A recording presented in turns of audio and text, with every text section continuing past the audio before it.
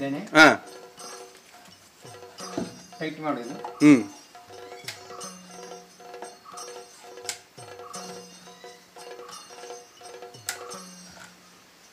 ಅದೇನಾ ಇಕ್ಕಳ ಕಬ್ಬಿಣದ್ದು ಇಟ್ಕೊಂಡೇ ಮಾಡಬೇಕಾ ಅಥವಾ ಕೈಯಲ್ಲಿ ಆಗ್ತದೆ?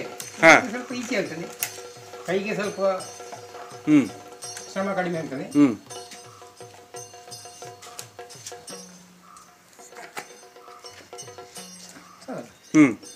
ಅಲ್ಲಲ್ಲ, ಅದು ಫುಲ್ ಎಳೆದು ಬಿಡಿ. ಅದು ಮತ್ತೆ ಆ ಕಟ್ಟುವಿಕೆ ಹೇಗೆ, ಅದು ಅದಕ್ಕೆ ಎಂತ ಗಂಟಿನ ಹೆಸರು? ಅಲ್ಲಲ್ಲ, ಆ ಗಂಟಿಗೆ ಹೆಸರು ಎಂತದು? ಹಾಂ ಹಾಂ ಹಾಂ, ಕರೆಕ್ಟ್.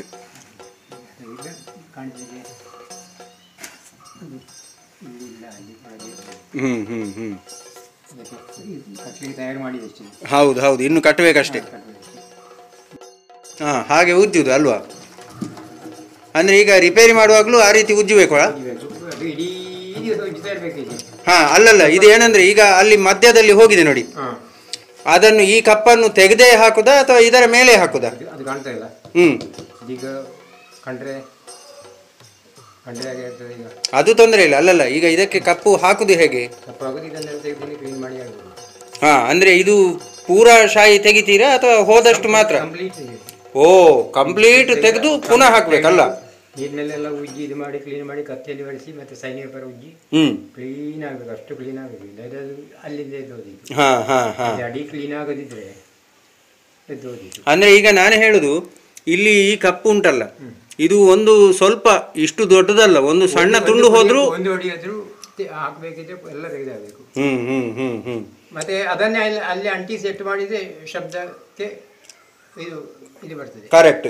ಆಮೇಲೆ ನೋಡಿ, ಈಗ ಎಡಕ್ಕೆ ಆಗುವಾಗ ಬಡಗಿನಲ್ಲಿ ಅದೇನು ಬೇರೆ ಇದು ಮಾಡ್ತಾರೆ, ಶಾಯಿ ಹಾಕುದಿಲ್ಲ ಅವರು.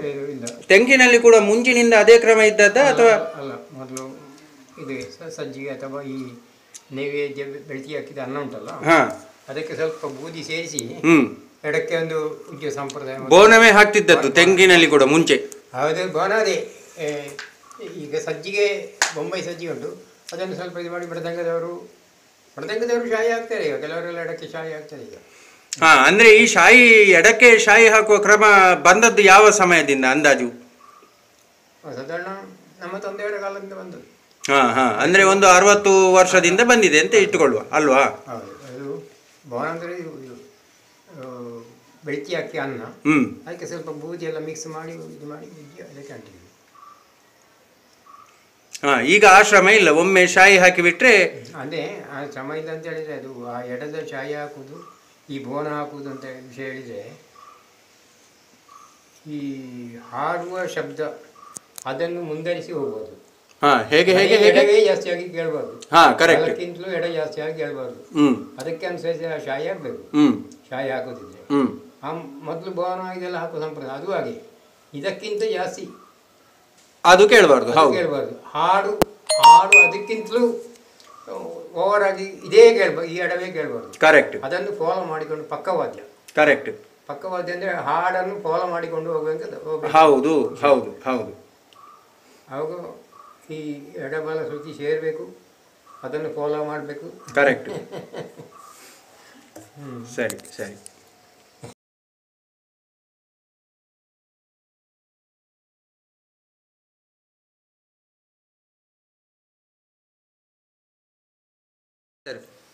ನಮಸ್ತೆ. ತಾವು ಕಳೆದ ಒಂದು 50-60 ವರ್ಷಗಳಿಂದ, ಅಂದರೆ ಒಂದು 6-7 ದಶಕಗಳಿಂದ ನೀವು ವಿಶೇಷವಾಗಿ ಹಿಮ್ಮೇಳ, ಅಂದರೆ ತೆಂಗುತಿಟ್ಟು ಯಕ್ಷಗಾನದ ಹಿಮ್ಮೇಳ ಪರಿಕರಗಳನ್ನು, ಅಂದರೆ ಮದ್ಲೆ ಆಗಿರ್ಬೋದು, ಚೆಂಡೆ ಆಗಿರ್ಬೋದು ಇತ್ಯಾದಿಗಳನ್ನು, ಅದರ ಜೊತೆಗೆ ತಬಲ, ಆಮೇಲೆ ಮೃದಂಗ, ಈ ಎಲ್ಲ ಚರ್ಮವಾದ್ಯಗಳನ್ನು ನೀವು ಕೇವಲ ರಿಪೇರಿ ಮಾಡುವುದಲ್ಲ, ನೀವು ಅದನ್ನು ಬುಡದಿಂದ ತಯಾರು ಮಾಡ್ತಾ ಇದ್ದವರು. ಅಂದರೆ ಒಂದು ಮೃದಂಗ ಅಥವಾ ಒಂದು ಮದ್ದಳೆ ತಯಾರಾಗಬೇಕಿದ್ರೆ ಏನೆಲ್ಲ ಅಂಶಗಳು ಬೇಕು, ಅದು ಎಲ್ಲವನ್ನೂ ಸ್ವತಃ ನೀವೇ ಕೈಯಾರ ನೀವು ಅದನ್ನು ತಯಾರು ಮಾಡಿ ಒಂದು ಮದ್ದಳೆಯನ್ನು ನೀವು ತಯಾರು ಮಾಡಿಕೊಂಡು ಬಂದಂಥವರು. ಅಂದರೆ ಈಗ ಒಂದು 70 ವರ್ಷಗಳಿಂದ ನೀವು ಈ ಕೆಲಸದಲ್ಲಿ ನೀವು ತೊಡಗಿಕೊಂಡು ತೆಂಗುತಿಟ್ಟು ಯಕ್ಷಗಾನದಲ್ಲಿ ಏನು ಮದ್ಲೆ ಚೆಂಡೆ ತಯಾರು ಮಾಡುವುದು ಯಾರು ಅಂತ ಕೇಳಿದರೆ ನಿಮ್ಮ ಹೆಸರನ್ನೇ ಹೇಳುವಷ್ಟರ ಮಟ್ಟಿಗೆ ನೀವು ಇದರಲ್ಲಿ ಸಿದ್ಧಿಯನ್ನು ಪ್ರಸಿದ್ಧಿಯನ್ನು ಪಡೆದವರು. ಈ ವಿಚಾರಗಳ ಬಗ್ಗೆ, ಆಮೇಲೆ ನಿಮ್ಮ ವಿಚಾರಗಳ ಬಗ್ಗೆ ಒಂದಷ್ಟು ವಿಚಾರಗಳನ್ನು ತಿಳಿದುಕೊಂಡು ಇದನ್ನು ನಮ್ಮ ಇಂದಿನ ಪೀಳಿಗೆಗೆ ನಾವು ಅದನ್ನು ತೋರಿಸಿಕೊಡಬೇಕು. ಅಂದರೆ ಕೇವಲ ಮದ್ದಳೆ ವಾದನ ಅಥವಾ ಚೆಂಡೆಯನ್ನು ನುಡಿಸುವಾಗ ಅಥವಾ ಯಾವುದೇ ಒಂದು ಹಿಮ್ಮೇಳದ ಪರಿಕರವನ್ನು ನುಡಿಸುವಾಗ ನಮಗೆ ಅದು ಅತ್ಯಂತ ಖುಷಿಯನ್ನು ಕೊಡ್ತದೆ. ನಾವು ಯಾರು ಅದನ್ನು ವಾದನವನ್ನು ಮಾಡಿದ್ದಾನೆ ಆ ವಾದಕನಿಗೆ ನಾವು ಪ್ರಶಂಸೆಯನ್ನು ಕೂಡ ಕೊಡ್ತೇವೆ. ಆದರೆ ಆ ಒಂದು ಆ ಒಂದು ಹಿಮ್ಮೇಳ ಪರಿಕರವನ್ನು ತಯಾರು ಮಾಡಲಿಕ್ಕೆ ಎಷ್ಟೆಲ್ಲ ಶ್ರಮ ಉಂಟು, ಅದಕ್ಕೆ ಎಷ್ಟು ಸಮಯ ಬೇಕಾಗ್ತದೆ, ಅದಕ್ಕೆ ಎಷ್ಟು ಶ್ರದ್ಧೆ ಬೇಕು, ಅದಕ್ಕೆ ಏನು ಭಕ್ತಿ ಬೇಕು, ಇದು ಎಲ್ಲದರ ಬಗ್ಗೆ ನಮಗೆ ಆ ಒಂದು ನುಡಿತದ ಆನಂದದಲ್ಲಿ ನಾವು ಅದನ್ನೆಲ್ಲ ಮರಿತೇವೆ. ಹಾಗೆ ಆಗಬಾರ್ದು.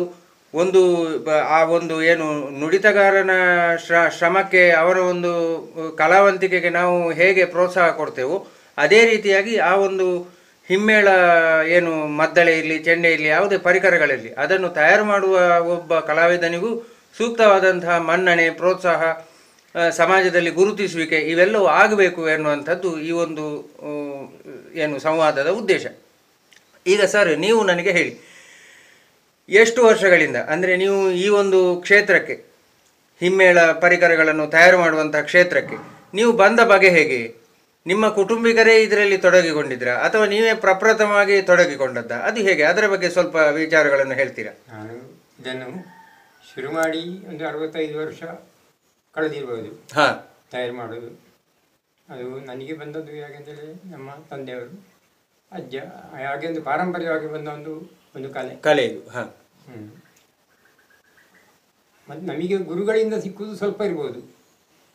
ನಮಗೆ ನಾವೇ ಸ್ವಂತ ಅದನ್ನು ಪರಿಶೋಧನೆ ಮಾಡಿ ಮಾಡಿ ಮಾಡಿ ಮಾಡಿ ಮತ್ತು ಎಷ್ಟು ಅದರಲ್ಲಿ ಇದು ಮಾಡಿದರೂ ಹೆಚ್ಚು ಅಂತೇಳಿ ಆಗಲಿಕ್ಕಿಲ್ಲ. ಕರೆಕ್ಟ್. ಅಂಥ ವಿಷಯ ಎಲ್ಲ ಕಲೆಯಲ್ಲಿ ಆಗಿ ಇದರಲ್ಲಿ ಪ್ರತ್ಯೇಕತೆ. ಆ ರೀತಿಯಲ್ಲಿ ನಾನು ಪ್ರತಿಫಲ ಅಪೇಕ್ಷೆಯನ್ನು ಪಡಿತೇನೆ. ನಾನು ಪಡೆಯುವುದಕ್ಕಿಂತ ಎಷ್ಟೋ ಶ್ರದ್ಧೆ ಇಟ್ಟು, ಎಷ್ಟೋ ಶ್ರಮಪಟ್ಟು ಅದನ್ನು ಕಲಾವಿದರಿಗೂ, ಕಲಾ ಪೋಷಕರಿಗೂ, ಕಲಾ ಆರಾಧರಿಗೂ ಸಂತೋಷ ಆಗುವ ರೀತಿಯಲ್ಲಿಯೂ, ನನ್ನ ಮನಸ್ಸಿಗೂ ಸಂತೋಷ ಆಗುವ ರೀತಿಯಲ್ಲಿಯೂ ನಾನು ಇದನ್ನು ತಯಾರು ಮಾಡ್ತಾ ಇರುವುದು. ಅಂದ್ರೆ ನಿಮ್ಗೆ ಹಣ ಸಂಪಾದನೆ ಪ್ರಧಾನ ಅಲ್ಲ, ನಿಮ್ಮ ತೃಪ್ತಿ. ಮತ್ತೆ ನಾನು ಏನು ಮಾಡಿಯೂ ಇಲ್ಲ ಈಗ. ಹೌದು, ಇದರಿಂದಾಗಿ ನಾನು ಏನು ಈ ಜನ್ಮದಲ್ಲಿ ನಾನು ಮಾಡಲಿಲ್ಲ. ಇಷ್ಟು ವರ್ಷ ನಾನು ರಾತ್ರಿ ಹಗಲು ಕೆಲಸ ಮಾಡಿದ್ದೇನೆ. ನಾನು ಏನು ಮಾಡಲಿ, ಕಾರಣ ಅಂತ ಹೇಳಿದರೆ ಒಂದು ದಿವಸ ಮಾಡುವ ಕೆಲಸ ನನಗೆ 1 ವಾರ ಹಿಡಿತದೆ. ಅಷ್ಟು ಅದನ್ನು ಸೂಕ್ಷ್ಮ ರೂಪದಲ್ಲಿ ನಾನು ಈ ಕೆಲಸ ಮಾಡೋದು. ಅದು ತಿಳಿದ ಕಲಾವಿದರಿಗೆ ಅದು ಗೊತ್ತಿರ್ತದೆ. ಕರೆಕ್ಟ್. ತಿಳಿದವರಿಗೆ ಗೊತ್ತಿರುವುದಿಲ್ಲ, ತಿಳಿಯದವರಿಗೆ ಏನು ತಿಳಿದಿರುವುದಿಲ್ಲ ಬಿಡಿ. ಹೌದು, ವಿಷಯ ಅಷ್ಟೇ. ಅಂದ್ರೆ ಈಗ ನಿಮ್ಮ ಕುಟುಂಬ ಈ ಒಂದು ಏನು ಹಿಮ್ಮೇಳ ಪರಿಕರಗಳ ಒಂದು ತಯಾರಿಯಲ್ಲಿ ಎಷ್ಟು ವರ್ಷದಿಂದ ಸಾಧಾರಣ ತೊಡಗಿರಬಹುದು? ಅದರ ಬಗ್ಗೆ ನಿಮ್ಮ ಒಂದು ಹೇಳ್ತೀರಾ, ನಿಮ್ಮ ಒಂದು ಅಭಿಪ್ರಾಯವನ್ನು, ವಿಚಾರವನ್ನು? ಈ ಕಲಾರಾಧಕರಾಗಿಯೂ ಈ ಸಾಮಗ್ರಿಯನ್ನು ತಯಾರಿಸುವ ರೂಪದಲ್ಲಿಯೂ ಎಷ್ಟು ಹಿಂದಿನವರನ್ನು ಹೇಳಲಿಕ್ಕೆ ಯಾವಲ್ಲಿ ಇಷ್ಟು ಅನಿಸ್ಲಿಕ್ಕೆ ಸತ್ಯ ಹೇಳಲಿಕ್ಕೆ ಹೋದರೆ ಪಾರ್ಥಿಸುಬ್ಬ ಯಕ್ಷಗಾನದ ಪಿತಾಮಹ. ಹೌದು, ಅವರಿಂದಲೂ ಮುಂದೆ ಈ ಕಲೆ ಪಾರಂಪರ್ಯ ಬಂದಂಥ ಒಂದು ವಿಷಯ. ಹೌದು, ಆ ಕಾಲದಲ್ಲಿ ನಮ್ಮ ಪೂರ್ವಜರ ಮನೆಯಲ್ಲಿ ಮದ್ಲೆಗಾರರ ಮನೆ ಅಂತೇಳಿ ಅದಕ್ಕೆ ಹೆಸರು. ಅಂದರೆ ಅವರು ಎಷ್ಟು ಪೂರ್ವಜರು ಅಂತೇಳಿ ಹೇಳಲಿಕ್ಕೆ ಈ ಕಲಾರಾಧಕರು ಯಾವ ಲಿಸ್ಟ್ನಲ್ಲಿ ಸಿಕ್ಕಲಿಕ್ಕೆ ಸಾಧ್ಯ ಇಲ್ಲ. ಅಂದರೆ ಅದಕ್ಕೆ ಯಾವುದೇ ಒಂದು ಏನು ಪುರಾವೆಗಳು ಅದಕ್ಕೆ ಸಿಕ್ಕಲಿಕ್ಕಿಲ್ಲ, ಸಾಧ್ಯವೇ ಇಲ್ಲ ಸಿಕ್ಕಲಿಕ್ಕೆ. ಅಂದರೆ ಅತಿ ಪುರಾತನ ವಂಶಜರು ನಮ್ಮ ಎಲ್ಲ, ಅವರೆಲ್ಲ ಕಲಾವಿದರೇ. ನಮ್ಮ ಅಜ್ಜನು, ತಂದೆಯರ ಮಾವ ಸಂಸ್ಕೃತ ಆವತ್ತಿನ ವಿದ್ವಾನು. ಈ ಕಾಸರಗೋಡು ಜಿಲ್ಲೆಯಲ್ಲಿ ವಿದ್ಯಾಭ್ಯಾಸ ಕಲಿಬೇಕಿದ್ರೆ, ಸಂಸ್ಕೃತದೆಲ್ಲ ವಿದ್ಯಾಭ್ಯಾಸ ಕಲಿಬೇಕಿದ್ರೆ ಅವರ ಮನೆಯಲ್ಲಿ ಬಂದು ಕಲಿತು ಹೋಗುವಂಥ ಒಂದು ಪರಿಪಾಠ ಇದೆಲ್ಲ. ಅವರ ಹೆಸರೇನು? ಶೀನಪ್ಪಯ್ಯ ಅಂತೇಳಿ. ಅವರು ಆಗಾಗ ಒಂದು ಸನ್ಯಾಸಿಯಾಗಿ, ಸ್ವಾಮೀಜಿಯಾಗಿ, ಮದುವೆ ಏನಾಗಲಿಲ್ಲ, ಕುಟುಂಬ ಏನಿಲ್ಲ, ತಂದೆಯವರ ಮಾವ. ಅವರಿಂದ ಈ ವಿದ್ಯಾಭ್ಯಾಸ ಸಾಧಾರಣ ಕಾಸರಗೋಡು ಜಿಲ್ಲೆಯ ಸಾಧಾರಣ ಸುತ್ತಮುತ್ತಿನವರಿಗೆ ವಿದ್ಯಾಭ್ಯಾಸ ಕಲಿಬೇಕಿದ್ರೆ ಅವರಿಂದಲೇ ಬಂದು ಕಲಿಯುವಂಥ ಒಂದು ಕಾಲಘಟ್ಟ ಇತ್ತಂತೆ. ನನಗೆ ಗೊತ್ತಿಲ್ಲ, ಅದೇ ಕರ್ಣಾಕರ್ಣಿಕೆಯಾಗಿ ಕೇಳಿದ್ದು. ಹೀಗೆ ಅಂದರೆ ಅತಿ ಪುರಾತನವಾದಂತಹ ಏನು ಈ ಒಂದು ಹಿಮ್ಮೇಳ ಪರಿಕರಗಳನ್ನು ತಯಾರು ಮಾಡುತ್ತಿದ್ದ ಅತಿ ಪುರಾತನವಾದ ವಂಶ ನಿಮ್ಮದು ಅಂತ ನೀವು ಹೇಳುವಂಥದ್ದು. ಈಗ ನೀವು ಸದಾನಂದ ರಾವ್ ಅವರು ಈ ಒಂದು ಕೆಲಸಕ್ಕೆ ತೊಡಗಿಕೊಂಡದ್ದು ಯಾವಾಗ? ನಿಮ್ಮ ವಿದ್ಯಾಭ್ಯಾಸ ಎಲ್ಲ ಮುಗಿದ, ಅಥವಾ ನೀವು ಈ ಒಂದು ಕ್ಷೇತ್ರಕ್ಕೆ ನಿಮಗೆ ಆಸಕ್ತಿ ಬರಲಿಕ್ಕೆ ಕಾರಣ ಏನು? ನೀವು ಇದನ್ನೇ ಪ್ರಮುಖವಾಗಿ ಉದ್ಯೋಗದ ರೂಪದಲ್ಲಿ ಆಯ್ದುಕೊಳ್ಳಲಿಕ್ಕೆ ಕಾರಣ ಏನು? ನಾನು ನಮ್ಮ ತಂದೆಯವರು ರಾಮಚಂದ್ರ ಮದ್ಲೆಯವರು ಅಂತೇಳಿ ಆವಾಗ ಕಾಲದಲ್ಲಿ ಒಳ್ಳೆ ಪ್ರಸಿದ್ಧಿ ನುಡಿಸುವವರು ಮತ್ತು ತಯಾರಿಸುವಂಥ ವ್ಯಕ್ತಿ. ನನಗೆ ಅದರಲ್ಲಿ ಸಣ್ಣದಿರುವಾಗಲೇ ಅದರಲ್ಲಿ ಭಾಳ ಆಸಕ್ತಿ. ಹಾಗೆ ಅವರು ಈ ಕೆಲಸ ಮಾಡುವಾಗಲೂ ನುಡಿಸುವಾಗಲೂ ಅವರೊಟ್ಟಿಗೆ ಸೇರಿಕೊಂಡು ನಾನು ಸಣ್ಣದು ಅಂತ ಹೇಳಿದರೆ ಒಂದು 5-6 ವರ್ಷ ಪ್ರಾಯದಲ್ಲಿ ಇದರಲ್ಲಿ ಹೊರಡಲಿಕ್ಕೆ ಶುರು ಮಾಡಿದ್ದೇನೆ. ಮತ್ತೆ ಮತ್ತೆ ಅದು ಏನಾಯಿತು ಅಂತ ಹೇಳಿದರೆ ಆವಾಗ ಮಕ್ಕಳಾಟಾಯಿತು, ಮತ್ತೆ ಅದು ಕಾರ್ಯಕ್ಕೆ ದಾಟಿತು. 7ನೇ ಕ್ಲಾಸು 6ನೇ ಕ್ಲಾಸ್ನವರೆಗೆ ವಿದ್ಯಾಭ್ಯಾಸ ಆದದ್ದು. ಆ ವಿದ್ಯಾಭ್ಯಾಸ ಒಟ್ಟಿಗೆ ಇದು ಸಮೇತ ನನಗೆ ತಂದೆಯವರಿಂದ ಸಿಕ್ಕಿತು, ಈ ವಿದ್ಯೆಯು ಸಿಕ್ಕಿತು. ನಾನು ಮತ್ತೆ ಅದನ್ನು ಕಂಟಿನ್ಯೂ ಇದನ್ನೇ ಮಾಡಿದೆ. ಅಂದರೆ ನಿಮಗೆ ಮದ್ದಳೆ ನುಡಿಸ್ಲಿಕ್ಕೆ ಗೊತ್ತುಂಟಾ? ಮದ್ದಳೆ, ಚೆಂಡೆ, ಕ್ಷೇತ್ರವಾದನಗಳು, ಮೃದಂಗ, ತಬಲಾ, ಹಿಂದೂಸ್ತಾನಿ, ಮತ್ತು ಕೇರಳ ಸಂಪ್ರದಾಯದ ಕಥಕ್ಕಳಿ, ಮದ್ದಳ, ಮತ್ತು ಎಡಕ್ಕ, ಪಟಹ, ದೇವವಾದ್ಯ, ಪಟಹ ಇದೆಲ್ಲ ನುಡಿಸಲಿಕ್ಕೂ ಒಳ್ಳೊಳ್ಳೆ ಗುರುಗಳನ್ನು ಆಯ್ದುಕೊಂಡು ನಾನು ಕಲ್ತಿದ್ದೀರಿ ಇದೆಲ್ಲವನ್ನು ಬೇರೆ ಬೇರೆ ಗುರುಗಳಿಂದ. ಫಸ್ಟಿಗೆ ನಮ್ಮ ತಂದೆಯವರಲ್ಲೇ ಕೆಲವೆಲ್ಲ ಅಭ್ಯಾಸ ಮಾಡಿದೆ, ಮತ್ತೆ ಬೇರೆ ಬೇರೆ ಗುರುಗಳಿಂದ. ಅಂದ್ರೆ ಒಂದೊಂದೇ ಹೇಳಿ. ಇದು ಮದ್ದಳೆ ಯಾರಿಂದ ಕಲ್ತದ್ದು ನೀವು? ತೆಂಕುತಿಟ್ಟು ಮದ್ದಳೆ? ತೆಂಕುತಿಟ್ಟಿನ ಮದ್ದಳೆ, ಚೆಂಡೆ ಮದ್ದಳೆ ಫಸ್ಟಿಗೆ ನಮ್ಮ ತಂದೆಯವರಲ್ಲಿ ಅಭ್ಯಾಸ ಮಾಡಿದೆ. ಅದರ ನಂತರ ತಂದೆ ಮಕ್ಕಳಿಗೆ ಅದನ್ನು ಉಪದೇಶ ಕೊಡುವಾಗ ಮಕ್ಕಳಿಗೆ ಅಷ್ಟು ಅದರಲ್ಲಿ ಆಸಕ್ತಿ ಸ್ವಲ್ಪ ಕಡಿಮೆ ಇರಬೇಕು. ಹಾಗೆ ನಮ್ಮ ತಂದೆಯವರ ಸ್ನೇಹಿತರೊಬ್ಬರು ಇದ್ದರು, ಗುಂಡಿ ಹಿತ್ಲು ಕೃಷ್ಣಯ್ಯ ಅಂತೇಳಿ. ಆ ಕಾಲದ ಒಳ್ಳೆ ಪ್ರಸಿದ್ಧಿ ತಬಲಾ, ಮೃದಂಗ, ಚೆಂಡೆ ಇದೆಲ್ಲ ನುಡಿಸುವಂಥ ವ್ಯಕ್ತಿ. ಅವರಲ್ಲಿ ಕಳಿಸಿದರು, ಅವರು ಬಹಳ ಆತ್ಮೀಯ ಸ್ನೇಹಿತರು.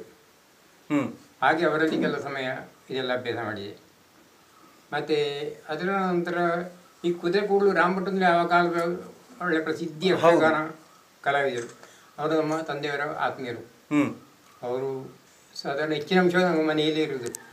ಮೇಳ ಆಟ ಎಲ್ಲ ಇಲ್ಲದ ಸಮಯದಲ್ಲಿ ಹೆಚ್ಚಿನ ಅಂಶ ನಮ್ಮ ಮನೆಯಲ್ಲಿ, ಅಂದರೆ ಅಷ್ಟೊಂದು ಅವರು ಪ್ರೀತಿಯ ವ್ಯಕ್ತಿಗಳು. ಅಂದರೆ ಅದನ್ನು ಹಗ್ಗ ಹಿಡಿಯುವುದು, ಎಳೆಯುವುದು, ಅದು ಹೇಗೆ ಇದು ಹೇಗೆ ನಮ್ಮ ತಂದೆ ಹತ್ರ ಎಲ್ಲ ಇದು ಮಾಡಿ ಕನ್ಸಲ್ಟ್ ಮಾಡಿಕೊಂಡು ನಮ್ಮ ತಂದೆಯವರೊಟ್ಟಿಗೆ ಹೆಚ್ಚಾಗಿ ಅವರು ಇರುವುದು. ಹಾಗೆ ಆವಾಗ ನಾನು ಸಹ ಆಗಿದೆ. ನಾನು ಅವರಲ್ಲಿ ಗುರುಗಳಾಗಿ ಕಲೀಲಿಕ್ಕೆ ಅವರ ಮನೆಗೆ ಹೋಗಲಿಲ್ಲ. ಆ ಸಂದರ್ಭದಲ್ಲಿ ರಾಮಭಟ್ರೆ, ಅವು ಇಂಚಕಲ್ಪಲೆ ರಾಮಭಟ್ರೆ, ಒಂದು ಇಂಚಕಲ್ಪಲೆ ರಾಮಭಟ್ರೆ, ಹಾಗೆ ನಮ್ಮ ಮನೆಯಲ್ಲಿ ಹಾಗೆ ಇದ್ದಿರುವಾಗ ಅವರ ಹತ್ರ ಒಂದೊಂದು ವಿಷಯ ಹಾಗೆ ಅಭ್ಯಾಸ ಮಾಡಿದೆ. ಮತ್ತು ಅವರೊಬ್ಬರು ಶಿಷ್ಯರು ತಲಂಗಳ ಗೋಪಾಲಕೃಷ್ಣ ಅಂತ ಉಂಟು, ಅವರು ಸಹ ಈಗ ಮನೆಗೆ ಬರ್ತಾಯಿದ್ರು. ಅವರ ಹತ್ರ ಕೆಲವು ತಾಳಗಳು, ಕೆಲವು ಒಬ್ಬರ ಹತ್ರ ಒಂದೊಂದು ವಿಶೇಷ ಪ್ರತ್ಯೇಕ ಇದ್ದೇ ಇರ್ತದೆ. ಕರೆಕ್ಟ್. ಆಮೇಲೆ ಚೆಂಡೆ ಮತ್ತಲೇ ಆಯ್ತು. ಆಮೇಲೆ ನೀವು ಈ ಮೃದಂಗವನ್ನು ಕಲ್ತದ್ದು ಯಾರ ಹತ್ರ? ಮೈಸೂರು ರಾಜರ ಆಸ್ಥಾನ ವಿದ್ವಾನ್ ಬಾಬುರೇಗಲ್ ಅಂತ ಹೇಳಿ ಒಬ್ಬರು ಕಾಸರಳಿದ್ರು. ಅವರು ಅವರಿಗೆ ನಮ್ಮ ಅಗತ್ಯ ಉಂಟು. ನನ್ನಿಂದ ಮೃದಂಗ ತಯಾರಾಗಬೇಕು ಅವರಿಗೆ ತಂದೆಯಿಂದ. ಕರೆಕ್ಟ್. ಅದ ಕಾರಣ ಅವರು ಸಹ ಯಾವಾಗಲೂ ಮನೆಗೆ ಮತ್ತೆ ಅವರಲ್ಲಿ ಕ್ಲಾಸಿಗೆ ಹೋಗಿ ಕೆಲ ಸಮಯ ಅವರ ಸಹ ಮೃದಂಗ ಅಭ್ಯಾಸ ಮಾಡಿದೆ. ಆಮೇಲೆ ಈ ತಬಲವನ್ನು? ತಬಲ ಈಗ ಅವರಿಲ್ಲ, A.K. ಕುಮಾರ್ ಅಂತೇಳಿ ಒಂದು ಹಳೇ ವಿದ್ವಾಂಸ, ಉತ್ತರಾದಿ ಹಿಂದೂಸ್ತಾನಿಯಲ್ಲಿ ಬಹಳ ಪ್ರಸಿದ್ಧಿ ಪಡೆದ ಅಂತ ಎಲ್ಲರೂ ಹೇಳ್ತಾರೆ. ಕರೆಕ್ಟ್, ಸತ್ಯ ಹೌದು. ಅವರ ತಬಲಾ ಅಭ್ಯಾಸ ಮಾಡಿದೆ. ಆಮೇಲೆ ಈ ಕೇರಳದ ಕಥಕಳಿಯ ಚೆಂಡೆ ಮದ್ಲೆಯನ್ನು ಅದು ಈಗ ಸ್ವಲ್ಪ ಅದನ್ನು ಕಂಡು ಕೇಳಿ ಒಟ್ಟಿಗೆ ಅವರೊಟ್ಟಿಗೆ ಕೆಲವು ಮಾಸ್ಟರ್ಗಳೊಟ್ಟಿಗೆಲ್ಲ ಸೇರಿಕೊಂಡು ಕೆಲವು ಕಾರ್ಯಕ್ರಮ ಒಟ್ಟಿಗೆ ನುಡಿಸಿ, ನನ್ನ ಮಕ್ಕಳೆಲ್ಲ ಕಥಕ್ಕಳಿ, ಓಟಂತುಳ್ಳ ಇಂಥ ಕಾರ್ಯಕ್ರಮ ಕೊಡ್ತಿದ್ರು. ಅದಕ್ಕೆಲ್ಲ ನಾನೇ ನುಡಿಸುವುದು. ಹಾಗೆ ಆ ರೀತಿಯಲ್ಲಿ ಅದು ತಯಾರು ಮಾಡೋದು ಎಲ್ಲ ಕರೆಕ್ಟ್. ಆಮೇಲೆ ಈ ಬೇರೆ ನೀವು ಹೇಳಿದ್ರಲ್ಲ ಈ ದೇವಸ್ಥಾನದ ಕೆಲವು ಇದು, ಅದನ್ನೆಲ್ಲ ನೀವು ಹೇಗೆ ಎಲ್ಲಿ ಕಲ್ತದ್ದು? ಅದು ನಮ್ಮ ಹೆಚ್ಚಿನ ಅಂಶ ನಮ್ಮ ತಂದೆಯವರೇ, ಗುರುಗಳು ತಂದೆಯವರು. ಮತ್ತು ಪುತ್ತೂರು ಒಬ್ಬರು ವಾಸುದೇವ ಮೊದಲೇ ನಮ್ಮ ಚಿತ್ತಂದೆ ಮಗ ಇದ್ದರು, ಅವತ್ತು ಸ್ವಲ್ಪ ಪಠಹ ಇಂಥದ್ದೆಲ್ಲ ಸ್ವಲ್ಪ ಅದು ನಿಜವಾಗಿ ಹೇಳಲಿಕ್ಕೆ ಹೋದರೆ ಪಠಹ ಈಗ ನಿಜವಾಗಿ ಶಾಸ್ತ್ರವಾಗಿ ನುಡಿಸುವವರಿಲ್ಲ ಅಂತ ಹೇಳ್ಬೋದು. ಅದು ಪಠಹ ಅಂದ್ರೆ ಎಂತದ್ದು? ಅದು ದೇವವಾದ್ಯದಲ್ಲಿ ಪ್ರಧಾನವಾದ ವಾದ್ಯ ಅದು. ಅದಕ್ಕೆ ಏನಾದರೂ ದೇವ ಕಾರ್ಯ, ಪ್ರಧಾನವಾದ ದೇವ ಕಾರ್ಯ ಆಗಬೇಕು, ಫಸ್ಟಿಗೆ ಪೂಜೆ ಅದಕ್ಕೆ ಆಗಬೇಕು. ಕರೆಕ್ಟ್. ಅದರ ನಂತರ ಅದು ಉಪಯೋಗ ಮಾಡುವುದು. ಕರೆಕ್ಟ್ ಅಂತ ಒಂದು ವಾದ್ಯ. ಅದು ಈಗ ಕೆಲವರಿಗೆ ಅದು ಇದು ಕೇಳಿದರೆ ಇದು ಬೇಸರ ಆಗಲಿಕ್ಕೆ ಸಾಕು, ಅಂದರೆ ಬೇಸರ ಆದರೂ ಪರವಾಗಿಲ್ಲ, ನಿಜವಾಗಿ ಅದು ಶಾಸ್ತ್ರೀಯವಾಗಿ ನುಡಿಸೋರಿಗೆ ಇಲ್ಲ. ಕರೆಕ್ಟ್.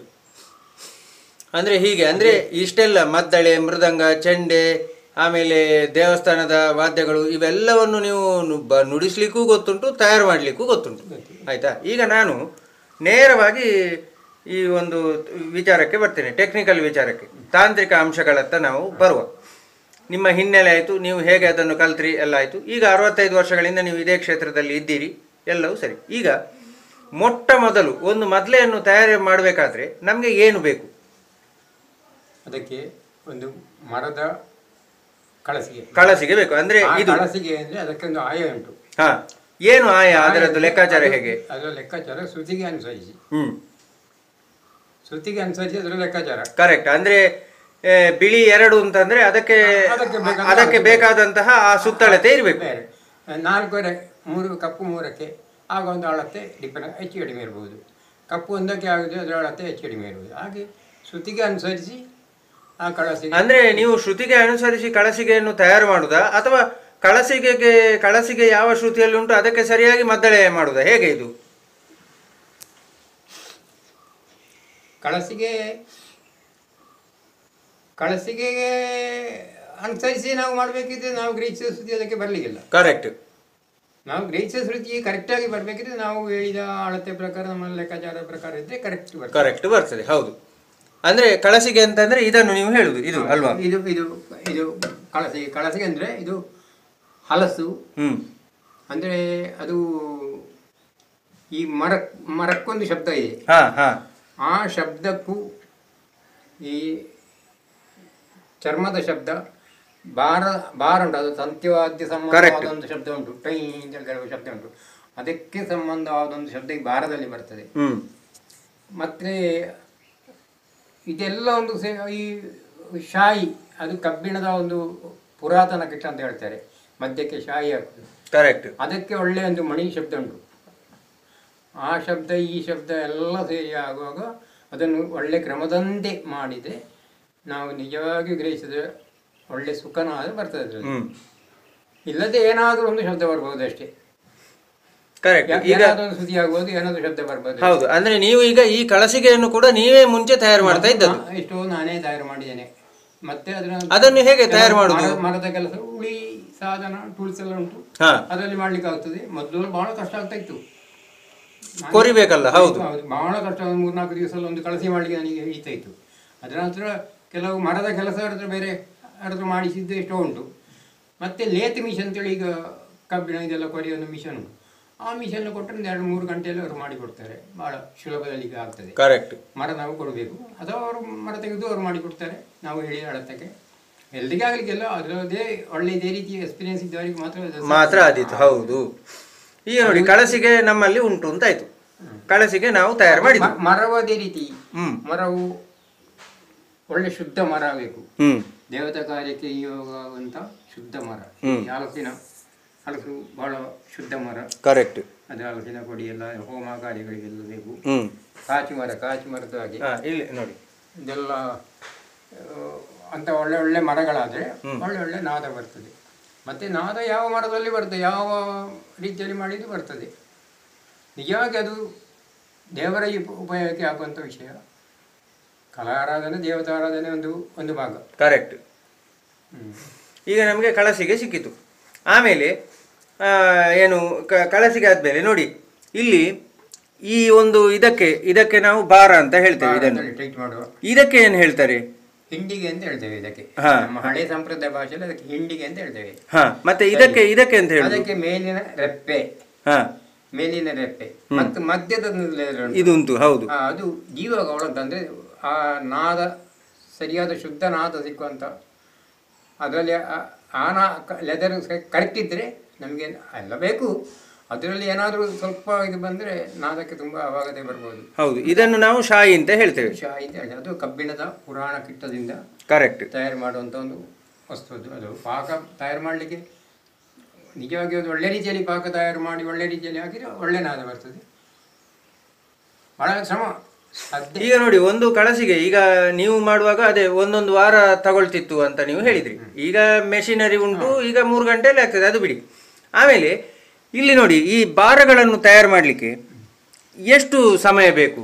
ಬಾರಗಳು ತಯಾರು ಮಾಡಬೇಕಿದ್ರೆ ಬರೀ ಒಂದು ಮೃದಂಗದಲ್ಲ, ತಯಾರು ಮಾಡುವಾಗ ನಮಗೆ ಒಂದು 7-8 ಮೃದಂಗದ್ದು ಒಂದಾಗಿ ಆಗ್ತದೆ. ಹೌದು, ಒಂದು ವಾರ ಎಲ್ಲ ಬೇಕಾದಿತ್ತು. ಅದನ್ನು ಆ ಭಾರವನ್ನು ತಯಾರು ಮಾಡುವುದು ಹೇಗೆ?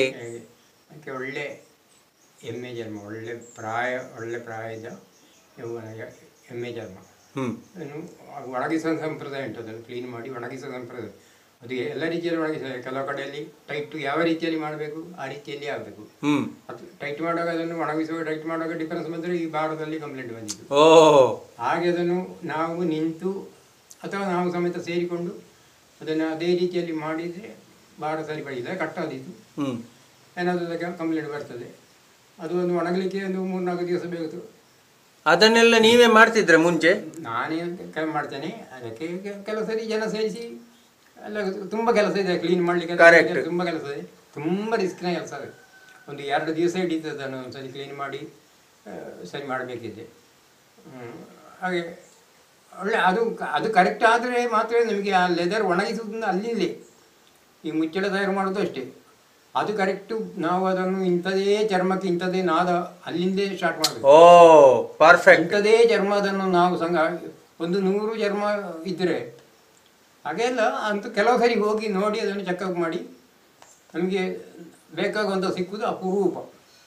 ಇಂಥದ್ದೇ ಸಿಕ್ಕಿದರೆ ಇಂಥದ್ದೇ ನಾದ ಬಂದು ನಮ್ಮ ಮನಸ್ಸಲ್ಲಿ ಉಂಟು. ಆ ರೀತಿಯಲ್ಲಿದ್ದದ್ದು ಸಂಗ್ರಹ ಮಾಡಿ ಅದನ್ನು ಮತ್ತೆ ತಂದು ಈ ಒಣಗಿಸಿ ಒಳ್ಳೆ ಕ್ಲೀನಾಗಿ ಒಣಗಿಸುವಂಥ ವ್ಯವಸ್ಥೆ ಮಾಡಿದರೆ ಮಾತ್ರ ಈ ಕೆಲಸ ಮಾಡಿದರೆ. ಹೌದು, ಆಗ ಭಾರದ ಇದಾಯ್ತು. ಆಮೇಲೆ ಈಗ ನೀವು ಇಲ್ಲಿ ಹೇಳಿದ್ರಿ ನೋಡಿ, ಇದು ಇದಕ್ಕೆ ಅಂತ ಹೇಳುದು ಅದು ಇಂಡಿಗೆ. ಆ ಇಂಡಿಗೆ ತಯಾರು ಮಾಡುದು ಕೂಡ ಭಾರದ ರೀತಿಯಲ್ಲಿ. ಅದಕ್ಕೆ ಮಾಡುವ ಭಾರ ಬೇರೆ,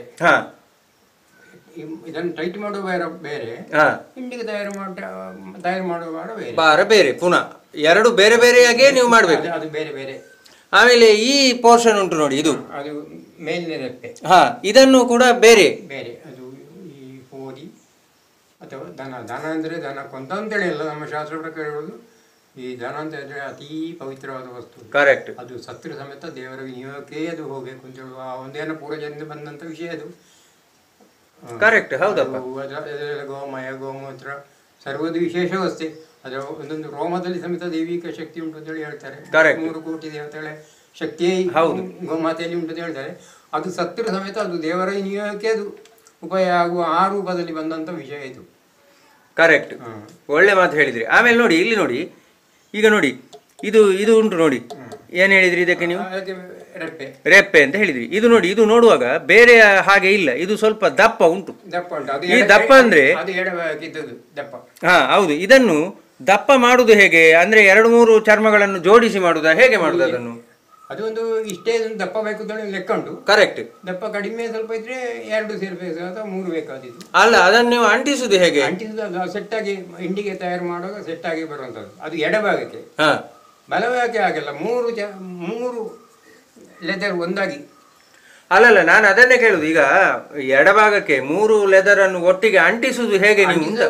ತಯಾರು ಇಂಡಿಗೆ ತಯಾರು ಮಾಡುವಾಗ ಅದರಲ್ಲೇ ಸೆಟ್ ಆಗಿ ಬರಬೇಕು. ಅದು ಯಾವುದು? ಇದನ್ನು ತಯಾರು ಮಾಡುವಾಗ, ಹಿಂಡಿಗೆ ತಯಾರು ಮಾಡುವಾಗ ಅದರಲ್ಲಿ ಅದು ಸೆಟ್ ಆಗಿ ಬರುವಂತದ್ದು. ಮತ್ತೆ ಅದರ ಒಳಭಾಗಕ್ಕೆ ಅಲ್ಲಲ್ಲ, ನಾನು ಕೇಳುದು, ಈಗ ನೀವು ಇದನ್ನು ತಯಾರು ಮಾಡುವಾಗ ಹೇಗೆ ಅದನ್ನು ಅಂಟಿಸ್ತೀರಿ? ಮತ್ತೆ ಅದು ಒಂದಾಗಿ ಕಟ್ಟಿ ಟೈಟ್ ಮಾಡುದು. ಮತ್ತೆ ಈ ನೇಯ್ಗೆ ಮಾಡುವಾಗ ಅದನ್ನು ಒಂದಾಗಿ ಅದನ್ನು ಹಾಗೆ ಈ ಇಂಡಿಗೆ ಮತ್ತೆ ಇದನ್ನು ಒಟ್ಟಿಗೆ ಕಟ್ಟುವಾಗ ನಾವು ಇದು ಮಾಡುದು ಅಲ್ವಾ? ಬಟ್ ಇಲ್ಲಿ ನೋಡಿ, ಇಲ್ಲಿ ನೋಡುವಾಗ ಇದು ಓಪನ್ ಉಂಟು. ಅಲ್ಲಲ್ಲ, ಓಪನ್ ಉಂಟು, ಹೌದು. ಆದ್ರೆ ಇದು ಒಂದೇ ಚರ್ಮದ ಹಾಗೆ ಕಾಣ್ತದೆ. ಅಲ್ಲ, ಗೊತ್ತಾಗುದಿಲ್ಲ. ಈಗ ಇಲ್ಲಿ 2 ಉಂಟು ಅಂತ ಗೊತ್ತಾಗುದಿಲ್ಲ ನೋಡಿ ನನಗೆ. ಅಂದ್ರೆ ಇದನ್ನು ಮಾಡುವಾಗ ಅದನ್ನು ಒಟ್ಟಿಗೆ ಜೋಡಿಸಿ ಕಟ್ಟಿ ಬಿಡುದು, ಟೈಟ್ ಮಾಡಿ ಕಟ್ಟುದು. ಈಗ ನೋಡಿ, ಮತ್ತೆ ಎಡಕ್ಕೆ ಮಧ್ಯಕ್ಕೆ ಹಾಕುವ ಲೆದರು ಅದು ಸ್ವಲ್ಪ ಲೂಸ್ ಆಗಿ, ಅಂದ್ರೆ ಇಲ್ಲದ್ರೆ ಒಂದೇ ರೀತಿ ಶಬ್ದ ಕೇಳಿದ್ದು, ಬಲವು ಎಡ ಒಂದೇ ರೀತಿ ಅಂತ ಹೇಳಿದ್ದು. ಹೌದು, ಅದಕ್ಕೆ ಬೇಕು ಇದು ನಮಗೆ ಈ ಬಲದ ಸುತ್ತಿಗೆ ಅನುಸರಿಸಿ ತಗ್ಗು ಸುತ್ತಿಯಲ್ಲಿ ನಿಲ್ಲುವ ಹಾಗೆ ಒಂದು ಹದೋ ರೂಪದಲ್ಲಿ ಅದನ್ನು ಕರೆಕ್ಟಾಗಿ ಕಟ್ಟಿದ್ರೆ ಅದಕ್ಕೆ ಇದಕ್ಕೆ ಒಳ್ಳೆ ಸೆಟ್ ಆಗಿ ಸಿಗ್ತದೆ. ಕರೆಕ್ಟ್. ಈಗ ನೋಡಿ, ಒಂದು ಕಳಶ ತಯಾರು ಮಾಡಲಿಕ್ಕೆ ನಮಗೆ ಮುಂಚಿನ ಕಾಲದಲ್ಲಿ 1 ವಾರ, ಈಗ 1 ದಿನ ಅಂತ ಇಟ್ಕೊಳ್ಳಿ, 3 ಗಂಟೆ. ಆಮೇಲೆ ಈ ಬಾರ ತಯಾರು ಮಾಡಲಿಕ್ಕೆ ಎಷ್ಟು ಸಮಯ? ಬಾರ ಸಮಯ ಮಾಡಲಿಕ್ಕೆ ಅದೇ ಒಂದು 7-8 ದಿವಸ ಇದ್ರೆ ಒಂದು ವಾರ ಇದ್ರೆ 7-8 ದಿವಸ ಬಾರ ತಯಾರಾಗ್ತದೆ. ಅಂದ್ರೆ ಕೇವಲ ಬಾರ ಮಾತ್ರ ಅಲ್ಲ, ಇಂಡಿಗೆ ಆಮೇಲೆ ಈ ಅದು ಇಂಡಿಗೆ ಮುಚ್ಚಳ ಎಲ್ಲ ತಯಾರು ಮಾಡ್ಲಿಕ್ಕೆ ಮೊದಲಿಗೆ 1 ದಿವಸ ಬೇಕಾಗುತ್ತೆ ನನಗೆ.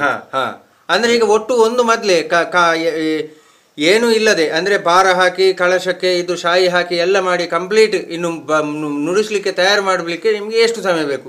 ಎಲ್ಲ ಸಾಮಾನು ರೆಡಿ ಆದ್ರೆ 3 ದಿವಸದಲ್ಲಿ ಆಗ್ತದೆ. ಸಾಮಾನು ಅದರ ಬಾರ, ಅದಕ್ಕೆ ಕಟ್ಟು ಲೆದರ್ಗಳು, ಶಾಯಿದು ಹುಡಿ ಇದೆಲ್ಲ ರೆಡಿ ಆಗಿದ್ರೆ 3 ದಿವಸದಲ್ಲಿ ಕಂಪ್ಲೀಟ್ ಮೃದಂಗ ತಯಾರಾಗ್ತದೆ. ಒಂದು ಮೃದಂಗಕ್ಕೆ ಈಗಿನ ಇದರಲ್ಲಿ ಅಂದ್ರೆ ಎಷ್ಟು ಖರ್ಚಾಗ್ತದೆ? ಅಂದ್ರೆ ಮಾರಾಟ ಮಾಡುವ ದರವನ್ನೇ ಹೇಳಿ, ನಿಮ್ಗೆ ಬೀಳುವ ಖರ್ಚು ಅದು ಬೇಡ. ಒಟ್ಟು ಒಂದು ಮೃದಂಗಕ್ಕೆ ಈಗ ಎಷ್ಟಾಗ್ತದೆ? 5 ಕಾಲ ಮೃದಂಗ ಕಂಪ್ಲೀಟ್ ಆದ್ರೆ 12ರಿಂದ 15ರವರೆಗೆ ಹೋಗ್ತದೆ. ಯಕ್ಷಗಾನದ ಮೊದ್ಲೆಗಾದ್ರೆ ಅದೇ ಯಕ್ಷಗಾನದ ಒಳ್ಳೆ ಕಾಚಿ ಮಾಡಿದೆ ಹಾಗೆ 15ರವರೆಗೆ ಹೋಗ್ತದೆ. ಮತ್ತೆ ಆಲಸು ಬೇರೆ ಮಾಡೋದೆಲ್ಲ ಆದ್ರೆ 12ಕ್ಕೆಲ್ಲ ಮಾಡಿಕೊಡ್ಲಿಕ್ಕೆ ಆಗ್ತದೆ. ಸಾಧಾರಣ ಎವರೇಜ್. ಕರೆಕ್ಟ್. ಆಮೇಲೆ ಈ ತಬಳಕ್ಕೆ ಎಷ್ಟಾದೀತು ಈಗಿನ ಒಂದು ರೇಂಜಲ್ಲಿ? ತಬಲ ಸೆಟ್ಟಿಗೆ? ಹೌದು, 2 ಸೆಟ್ಟಿಗೆ ಅದು 1-2-3 ಕ್ವಾಲಿಟಿ ಇರ್ಬೋದು ಅದರಲ್ಲಿ. ಒಂದು ಒಳ್ಳೆ ಕ್ವಾಲಿಟಿಯದ್ದು ತಬಲಕ್ಕೆ ಒಂದು 15,000 ಬಿದ್ದಿತ್ತು. ಚೆಂಡೆಗಾದ್ರೆ, ನಮ್ಮ ತೆಂಗುತಿಟ್ಟು ಯಕ್ಷಗಾನದ ಚೆಂಡೆಗಾದ್ರೆ ಸಾಧಾರಣ 12, 13, 14, 15 ಹೀಗೆಲ್ಲ ಬರ್ತದೆ. ಕ್ವಾಲಿಟಿ ಒಳ್ಳೆ ಮರ. ಹೌದು, ಕ್ವಾಲಿಟಿಯ ಮೇಲೆ ಅದು ಇದು ಡಿಫರೆನ್ಸ್ ಬರುವಂಥದ್ದು. ಸರಿ, ವ್ಯತ್ಯಾಸ.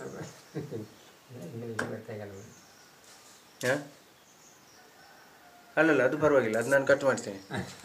ಅದು ತೆಂಗುತಿಟ್ಟು ಯಕ್ಷಗಾನ ಇರಲಿ ಅಥವಾ ಬಡಗು ಯಕ್ಷಗಾನ ಇರಲಿ ಅಥವಾ ಶಾಸ್ತ್ರೀಯ ಸಂಗೀತ ಇರಲಿ, ಯಾವುದೇ ಇರಲಿ, ಯಾವುದೇ ಕಲೆಗೆ ಕಲಾವಿದರು ಬರ್ತಾರೆ. ಅಂದರೆ ಅದನ್ನು ಈಗ ಮೃದಂಗ ಅಂತಂದರೆ ಮೃದಂಗ ನುಡಿಸಲಿಕ್ಕೆ ತಯಾರಾಗುವ ಕಲಾವಿದರು ಇದ್ದಾರೆ.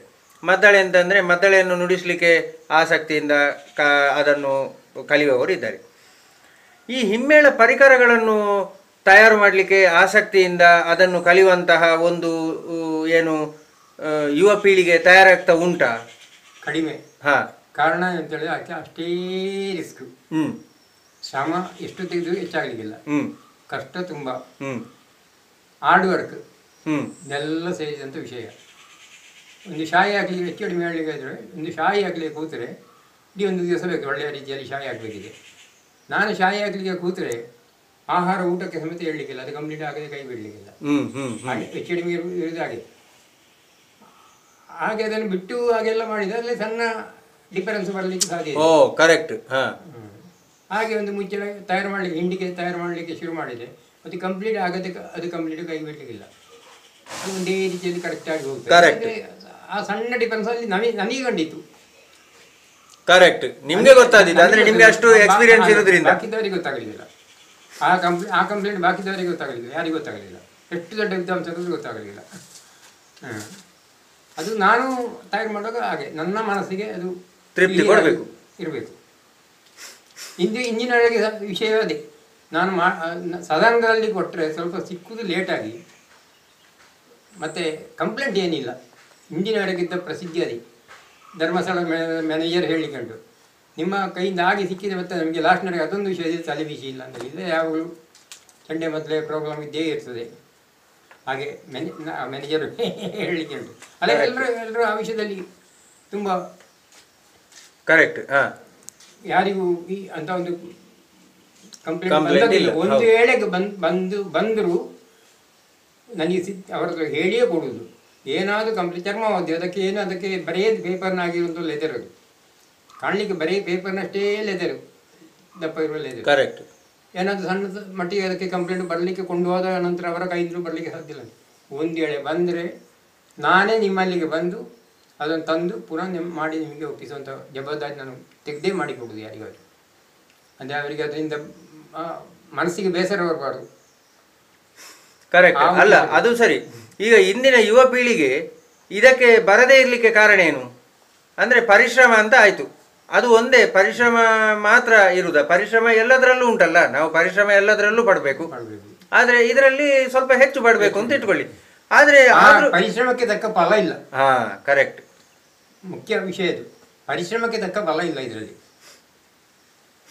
ಗುರುತಿಸುವಿಕೆಯೂ ಇಲ್ಲ. ನಾನು ಹೇಳಿದಲ್ಲ, ಈಗ ನನಗೆ ಒಂದು ಮೃದಂಗ ಮುಚ್ಚಳ ಮಾಡಿಕೊಟ್ರೆ 5 ಮಾಡ್ತೇನೆ. ನನಗೆ ಇಷ್ಟೆಲ್ಲ ಅದಕ್ಕೆ ಬಂಡವಾಳ ಹಾಕಿ ನಾನು 3 ದಿವಸ ಎಲ್ಲ ಕೆಲಸ ರಾತ್ರಿಗಳೆಲ್ಲ ಮಾಡಿ ಇಷ್ಟೆಲ್ಲ ಸಾಮಾನು ತಯಾರು ಮಾಡಿ ಅದನ್ನೆಲ್ಲ ಸಂಗ್ರಹ ಮಾಡಿಕೊಟ್ರು ನನಗೆ ಸಿಕ್ಕುವಂಥ ಪ್ರತಿಫಲ ಅಷ್ಟೇ. ಈಗಿನ ಕಾಲ ಸಿಲೊಬ್ರ ಮಜೂರಿ ಇದೆಲ್ಲ ಮಜೂರಿ ನನಗೆ ಕಂಡು ಸಿಕ್ಕುವುದಿಲ್ಲ. ಅದು ಸಿಕ್ಕದಿದ್ದು ನನಗೆ ತೃಪ್ತಿ ಉಂಟು. ನಾನು ಕಲ್ತೊಂದು ಪೂರ್ವಜರು ಕೊಟ್ಟೊಂದು, ತಂದೆಯವರು ಕೊಟ್ಟೊಂದು ಕರೆಕ್ಟ್ ಒಂದು ನಿಧಿಯದು ಅಂತೇಳಿ ನಾನು ಅದನ್ನು ಆ ರೀತಿಯಲ್ಲಿ ಅದನ್ನು ಆರಾಧನಾ ರೂಪದಲ್ಲಿ ನಾನು ಅದನ್ನು ಮಾಡಿಕೊಂಡು ಬಂದದ್ದು. ಅದ ಕಾರಣ ನಾನು ಈವರೆಗೆ ಏನು ಮಾಡಲಿಲ್ಲ.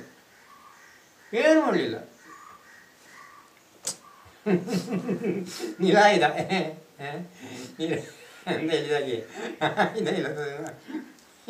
ಅಂದ್ರೆ ನಿಮ್ಮನ್ನು ಇಷ್ಟೆಲ್ಲ ವರ್ಷಗಳಿಂದ 65 ವರ್ಷದಿಂದ ಯಾವುದೇ ಒಂದು ಕಂಪ್ಲೇಂಟ್ ಇಲ್ಲದೆ ನೀವು ಮಾಡಿದ್ದೀರಿ.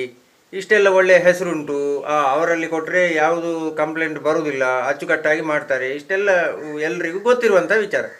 ನಿಮಗೆ ಇದಕ್ಕೆ ಸೂಕ್ತವಾದಂತಹ ಗುರುತಿಸುವಿಕೆ ಅಂದರೆ ಮಾನ ಸಮ್ಮಾನ ಇಂಥದ್ದು ಆಗಿದೆ ಅಂತ ನಿಮಗೆ ಅನ್ನಿಸ್ತದ, ಅಥವಾ ಇಷ್ಟು ಶ್ರಮಪಟ್ಟು ನನಗೆ ಸೂಕ್ತವಾದಂತಹ ಮನ್ನಣೆ ಸಿಗಲಿಲ್ಲ ಅಂತ ಅನಿಸ್ತದೆ? ಏನು ಅನ್ನಿಸ್ತದೆ ನಿಮಗೆ? ಕೆಲವರು ಅದರ ವಿಷಯದಲ್ಲಿ ತಿಳಿದವರು ಅದರ ನನ್ನ ಮೇಲಿನ ಪ್ರೀತಿಯಲ್ಲಿಯೋ ಅಥವಾ ಅದರ ಮೇಲಿನ ಅಭಿಮಾನದಲ್ಲಿಯೋ ಪ್ರೀತಿಯಲ್ಲಿಯೋ ಕರೆಕ್ಟ್ ಕೆಲವರು ತಿಳಿದು ಕೆಲವು ಕಡೆಯಲ್ಲಿ ಸನ್ಮಾನ ಮಾಡಿದೆ. ಕೆಲವರಿಗೆ ತುಂಬ ಅಭಿಮಾನವಾದೆ. ಕರೆಕ್ಟ್. ತುಂಬ ಅಭಿಮಾನ ಅಂದರೆ ನನ್ನನ್ನು ಅಷ್ಟೊಂದು ಆರಾಧನಾ ವ್ಯಕ್ತಿಯಾಗಿ ನೋಡುವಂಥ ವ್ಯಕ್ತಿಗಳು ಎಷ್ಟೋ ಇದ್ದಾರೆ. ಕರೆಕ್ಟ್. ತಿಳಿಯೋದರಿಗೆ ತಿಳಿದಿರಲಿಲ್ಲ. ಕರೆಕ್ಟ್. ಆದರೂ ಒಂದು ವಿಷಯ ಇದರಲ್ಲಿ, ನಾವೊಂದು ಮೃದಂಗ ತಯಾರು ಮಾಡಿ ಕೊಡ್ತೇವೆ. ಆ ಒಂದು ಮೃದಂಗ ತಯಾರು ಮಾಡಿ ಇಲ್ಲಿ ನೋಡಿ, ತಯಾರು ಮಾಡಿ ಅದನ್ನು ಎಷ್ಟು ದೊಡ್ಡ ಹಾಡುವ ವ್ಯಕ್ತಿಯಾಗಲಿ ಅದನ್ನು ಮುಟ್ಟಿ ನಮಸ್ಕಾರ ಮಾಡಿ ಅದನ್ನು ಸ್ಟಾರ್ಟ್ ಮಾಡೋದು. ಕರೆಕ್ಟ್. ಪ್ರಧಾನಿ ಅದಕ್ಕೆ ಕೊಡಬೇಕು ನಿಜವಾಗಿ. ಕರೆಕ್ಟ್. ಹೌದು. ಅದು ವಸ್ತು ಎಂಥದ್ದು ಎಲ್ಲಿಂದ ಬಂತು ಅಂತೇಳಿ ಅದನ್ನು ತಿಳ್ಕೊಳ್ಳೋದಿಲ್ಲ. ಅದು ಆಯಿತು, ನುಡಿಸುವವರಾಗಿ ಎಂಥ ಕಲಾವಿದರು ಅದನ್ನು ನುಡಿಸಿ ವಂದನೆ ಮಾಡಿ ನಾವು ಆ ಕಾರ್ಯಕ್ಕೆ ಅವರು ಮುಂದುವರಿಸಬೇಕು. ಸಂಪ್ರದಾಯ ಪೂರ್ವಜರ ಅದು ಗುರುಗಳಿಂದೆಲ್ಲ ಬಂದ ವಿಷಯ ಇರ್ಬೋದು ಒಂದು. ಅದು ಮತ್ತೆ ನಾವು ತಯಾರು ಮಾಡಿ ಕೊಡ್ತೇವೆ ಒಂದು ಮೃದಂಗ, ಒಳ್ಳೆ ಕೇಳುವಂಥ ಒಂದು ಸುಖನಾದ ಇದ್ದರೆ ಒಂದು ಚಾಕು ಹಾಕುವಾಗ ಹಾಡುವವರಿಗೆ, ಸಾಧಾರಣ ಹಾಡುವವರಿಗಾದ್ರು ಸರಿ, ಒಂದು ಹಾಡು ಒಂದು ರಾಗ ಶ್ರುತಿಗೆ ಸೇರಿಸಿ ಬಿಡ್ತೇನೆ ಅಂತೇಳಿ ಅವರಿಗೆ ಕಾಣ್ತದೆ. ಕರೆಕ್ಟ್. ನುಡಿಸುವವರಿಗೂ, ಸಾಧಾರಣ ನುಡಿಸುವವರಿಗೂ ಎಷ್ಟೋ ಒಳ್ಳೆ ರೀತಿಯಲ್ಲಿ ಅದನ್ನು ನುಡಿಸ್ಲಿಕ್ಕೆ ಸಾಧ್ಯ ಆಗ್ತದೆ. ಅದು ಸ್ವಲ್ಪ ಇದಾದ್ರೆ ಅವರಿಗೆ ಅದರಿಂದ ಆಗುದಿಲ್ಲ, ಆಸಕ್ತಿ ಕಡಿಮೆ ಆಗ್ತದೆ. ಹೌದು. ಈ ವಿಷಯನ ಯಾರು ಚಿಂತನೆ ಮಾಡುವುದಿಲ್ಲ. ಹೌದು. ಅದು ನಮಗೆ ಸದಾ ಅಂದ್ರೆ ಯಾವ ರೀತಿಯದನ್ನು ಮಾಡಿಕೊಟ್ರು ಆ ವ್ಯಕ್ತಿ ಯಾರು ಅಂತ ತಿಳ್ಕೊಂಡ ಮನುಷ್ಯರು ತುಂಬಾ ಕಡಿಮೆ. ಹೌದು. ಅಂದ್ರೆ ಆ ವಿಷಯದಲ್ಲಿ ತುಂಬಾ ಬೇಸರ ಉಂಟು. ಹೌದು. ನನ್ನ ಮುಖ್ಯ ವಿಚಾರವೇ ಅದು. ಏನು ಅಂತಂದ್ರೆ, ಒಳ್ಳೆಯ ಮದ್ದಲೆ, ಒಳ್ಳೆಯ ಚೆಂದೆ, ಯಾವುದೇ ಒಳ್ಳೆಯ ಒಂದು ಹಿಮ್ಮೇಳ ಪರಿಕರ, ಅದನ್ನು ಆ ಒಂದು ನಾದ ನಮಗೆ ಸುಖವನ್ನು ಕೊಡ್ತದೆ, ನಮಗೂ ಸುಖ ಕೊಡ್ತದೆ, ಕೇಳುವ. ಹೌದು, ಅದೇ ಕೇಳುವವನೇ ಪರಮಾನಂದ. ಕರೆಕ್ಟ್. ಕೇಳುವ ನಮಗೆ ಆನಂದವನ್ನು ಕೊಡ್ತದೆ, ಬಾರಿಸುವ ಅವನಿಗೂ ಅಷ್ಟೇ. ನಾ ಒಳ್ಳೆಯ ಛಾಪು, ನಾನು ಒಳ್ಳೆಯ ಒಂದು ಪ್ರದರ್ಶನ ಕೊಡ್ಬೋದು ಅನ್ನುವಂಥ ಆತ್ಮವಿಶ್ವಾಸ ಬರ್ತದೆ. ಒಳ್ಳೆಯ ಪ್ರದರ್ಶನ ಕೊಡ್ತಾನೆ. ಪ್ರೇಕ್ಷಕರು ಕೂಡ ಅಷ್ಟೇ, ಅವರನ್ನೇ, ಆ ಕಲಾವಿದನನ್ನು ಹೊಗಳ್ತಾರೆ. ಅಲ್ಲಿಗೆ ಆ ಒಂದು ವಿಚಾರ ಮುಗಿಯಿತು. ಆದರೆ ನನ್ನ ವಿಚಾರ ಅಲ್ಲಿಗೆ ಮುಗಿಯುವುದಿಲ್ಲ. ನಾನು ಯೋಚನೆ ಮಾಡೋದು, ಇಷ್ಟು ಒಳ್ಳೆಯ ನಾದ ಬರಲಿಕ್ಕೆ ಕಾರಣವಾದ ಆ ಮದ್ದಲೆಯ ತಯಾರಿಕೆಗೆ ಅಥವಾ ಆ ಹಿಮ್ಮೇಳ ಪರಿಕರದ ತಯಾರಿಕೆಗೆ ಅದೆಷ್ಟು ಪರಿಶ್ರಮ ಇದ್ದಿರಬಹುದು. ಆ ಹಿಮ್ಮೇಳ ವಾದನವನ್ನು ತಯಾರು ಮಾಡಿದ ವ್ಯಕ್ತಿಯೂ ಕೂಡ ಪ್ರಶಂಸೆಗೆ ಅರ್ಹನಲ್ವೇ? ನಮ್ಮ ಒಂದು ಕೃತಜ್ಞತೆ ಅವನಿಗೂ ಕೂಡ ಹೋಗಬೇಕಲ್ಲ ಅನ್ನುವಂಥ ಭಾವನೆ ನನ್ನದು. ನಾನು ಪ್ರತಿ ಬಾರಿ ಅದನ್ನು ಯೋಚನೆ ಮಾಡೋದಷ್ಟೇ. ಆದರೆ ಕೃತಜ್ಞತೆ ಕೊಡುವುದು ಹೇಗೆ? ಈಗ ನಿಮ್ಮ ಒಂದು ಸಂದರ್ಶನವನ್ನು ಮಾಡುವುದರ ಮೂಲಕ ಈ ರೀತಿಯಾಗಿ ಯಾರೆಲ್ಲ ಈ ಹಿಮ್ಮೇಳ ಪರಿಕರಗಳನ್ನು ತಯಾರು ಮಾಡುವಂತಹ ಎಲ್ಲ ಒಂದು ಕಲಾವಿದರಿಗೆ ಈ ಮೂಲಕ ಒಂದು ಕೃತಜ್ಞತೆಯನ್ನು ಸಲ್ಲಿಸುವ ಪ್ರಯತ್ನವನ್ನು ನಾನು ಮಾಡ್ತಾ ಇದ್ದೇನೆ. ಒಳ್ಳೆ ಕಾರ್ಯ ಅದು. ಈಗ ನೋಡಿ, ಇಷ್ಟು ಹೊತ್ತು ಅಂದರೆ ಈಗ ಇನ್ನು ಮುಂದಕ್ಕೆ ನೀವು ನಿಮ್ಮ ಒಂದು ಅಭಿಪ್ರಾಯದಲ್ಲಿ ಈ ಹಿಮ್ಮೇಳ ಏನು ಪರಿಕರಗಳ ತಯಾರಿಕೆಗೆ ಈಗ ಸದ್ಯ ಯಾರೆಲ್ಲ ಇದ್ದಾರೆ? ಈಗ ನೀವೊಬ್ಬರು ಇದ್ದೀರಿ, ಸರಿ. ಇದನ್ನು ಬಿಟ್ಟು ಬೇರೆ ಯಾರೆಲ್ಲ ಇದ್ದೀರಿ? ತಯಾರು ಮಾಡಲಿಕ್ಕೆ ಕೆಲವು ಕಡೆಯಲ್ಲಿ ಕೆಲವರು ಇರ್ಬೋದು, ಅಷ್ಟೇ ಅಷ್ಟೇ ಹೇಳ್ಬೋದು ಅಷ್ಟೇ. ಬಗ್ಗೆ ಹೇಳಲಿಕ್ಕೆ ನನಗೆ ಸಾಧ್ಯ ಇಲ್ಲ. ಅಂದರೆ ವಿಷಯ ಹೇಳಿದಲ್ಲ, ಅಂದರೆ ನಾನು ಈ ರೀತಿಯಲ್ಲಿ ಅದನ್ನು ತಪಸ್ಸು ರೂಪದಲ್ಲಿ ಇದನ್ನು ಮುಂದುವರಿಸಿದ್ದು. ಕರೆಕ್ಟ್. ಆ ರೀತಿಯಲ್ಲಿ ಫಸ್ಟಿಗೆ ಮನುಷ್ಯರಿಗೆ ಆಗಲು ಅದೆಲ್ಲ ಮುಖ್ಯ. ಫಸ್ಟಿಗೆ ಮುಖ್ಯವಾಗಿ ನಮಗೆ ಅದರಿಂದ ಪ್ರತಿಫಲ ಸಿಗಬೇಕು. ಅಲ್ಲ, ಪ್ರತಿಫಲ ತಪ್ಪಲ್ಲದು, ತಪ್ಪಲ್ಲ. ಹೌದು ಹೌದು, ಜೀವನಕ್ಕೆ ಪ್ರತಿಫಲ ಎಷ್ಟು ಸಿಕ್ಕಿದ್ರು ಈಗಿನ ಕಾಲದಲ್ಲಿ ಸಾಕು, ತಪ್ಪಂತ ಹೇಳುವುದಿಲ್ಲ. ಹೌದು ಹೌದು, ಕರೆಕ್ಟ್. ಅಷ್ಟೇ ವ್ಯತ್ಯಾಸ ಇರುವುದು ಅಷ್ಟೇ. ಅಂದ್ರೆ ನಮ್ಗೆ ತೃಪ್ತಿ ಮುಖ್ಯ ಅಂತ ಆದಾಗ ಕೆಲಸದಲ್ಲಿ ಶ್ರದ್ಧೆ ಇರ್ತದೆ. ನಾವು ಪ್ರತಿಫಲದ ಬಗ್ಗೆ ಹೆಚ್ಚಿನ ಅಪೇಕ್ಷೆ ಇಲ್ಲದೆ ಸಿಕ್ಕಿದಷ್ಟು ಸಾಕು ಅಂತ ಹೇಳಿ ಆ ಕೆಲಸವನ್ನು. ನನಗೆ ಅದರಲ್ಲಿ ಪ್ರತ್ಯೇಕ ಅಂತ ಹೇಳಿದ್ರೆ ಅದರ ನಾದ ಕೇಳಿ ಆದಾಗ ಕೂಡ ನನಗೆ ಅದರಲ್ಲಿ ಹಣ ಸಿಕ್ಕದಿದ್ರು ಬರಲ್ಲ. ನಾನು ಮಾಡಿದ ಕೆಲಸ ನನಗೆ ಒಂದು ನಾನು ನುಡಿಸ್ತೇನೆ ಮಾಡಿ ಅದ ನಂತರ ಆ ನುಡಿಸುವಾಗ ನನ್ನ ಮನಸ್ಸಿಗೆ ತೃಪ್ತಿ ಆದರೆ ನನಗೆ ಹಣ ಸಿಕ್ಕದೇ ಸಂತೋಷವೇ. ನನ್ನ ಒಂದು ಜೀವನ ಈವರೆಗಿದ್ದದ್ದು ಹಾಗೆ. ಅದು ಗೊತ್ತಿದ್ದವರಿಗೆ ಗೊತ್ತು, ಕೆಲವರಿಗೆ ಹೆಚ್ಚಿನ ವ್ಯಕ್ತಿಗಳೆಲ್ಲ ಗೊತ್ತು. ಕರೆಕ್ಟ್. ಈಗ ಇನ್ನು ಮುಂದಕ್ಕೆ ಹಿಮ್ಮೇಳ ಪರಿಕರಗಳ ತಯಾರಿಕೆಗೆ ಯುವ ಪೀಳಿಗೆ ತಯಾರಾಗದೇ ಇದ್ರೆ ಈ ಒಂದು ತಯಾರಿಸುವ ಒಂದು ವಿಧಾನ ಅಲ್ಲಿಗೆ ನಿಂತು ಹೋಗ್ತದಲ್ಲ? ಇದು ಅದೇ ರೀತಿ ಆಗ್ತದೆ. ಹೆಚ್ಚಿನ ಅಂಶ ಅಂದರೆ ನಮ್ಮ ಮಕ್ಕಳು ಮಗನಿಗೆಲ್ಲ ಸ್ವಲ್ಪ ಅಭ್ಯಾಸ ಇದೆ. ಅವ ಈಗೇನೋ ಡೆಲ್ಲಿಯಲ್ಲಿ ಒಂದು ಡ್ಯಾನ್ಸ್ ಕೆಲಸ ಮಾಡ್ತಿದ್ದಾನೆ, ಸ್ವಲ್ಪ ಎಲ್ಲ ಅಭ್ಯಾಸ ಅವನಿಗೆ ಇದ್ದೆ. ನಾನು ನಿರ್ಬಂಧ ಮಾಡ್ತಾ ಇದ್ದೇನೆ, ಇಲ್ಲಿ ಬಂದು ಇದನ್ನು ಸ್ಟಡಿ ಮಾಡು, ಅಲ್ಲಿ ಹೋಗಿ ಸಿಕ್ಕುವುದಕ್ಕಿಂತ ಅದರ ಅರ್ಧಾಂಶದ ಇಲ್ಲಿಂದ ನನಗೆ ಇನ್ಕಮ್ ಸಿಕ್ಕಿದ್ರು ಇದೇ ನಿನಗೆ ಒಳ್ಳೆಯದಲ್ಲ ಅಂತೇಳಿ ಎಲ್ಲ ಹಾಗೆ ಕೆಲವು ಸಮಯ 1-2 ತಿಂಗಳೆಲ್ಲ ಇದ್ದ.